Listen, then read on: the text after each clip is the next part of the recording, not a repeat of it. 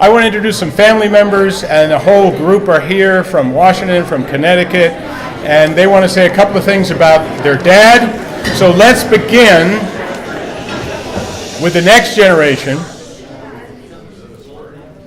the younger generation of Scovilles.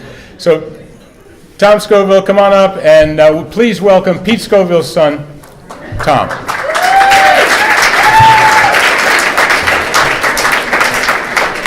Anybody who knew Daddy knew that he traveled with two canes for the last 20 years. So both Tony and I have one, Molly, not yet. I just want to thank everybody who's been concerned with this right from the very beginning, from Chad Dobson, who told me this evening that they actually told my father, who was dying of cancer, that they were going to do this, which I think is wonderful, because most memorials are set up after you die. You don't know what's happened.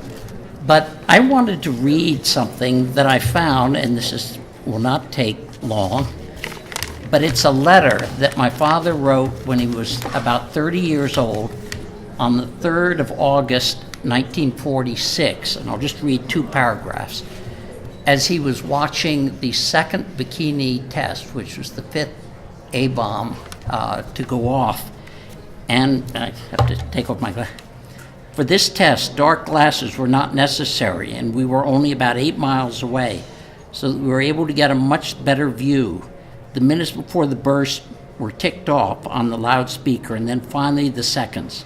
However, the tension was not as great as during the first test, when bombs away was announced, and we all had to wait a long minute for the bomb to go off. Exactly on the second, the explosion broke the surface of the bay where it was, the atoll.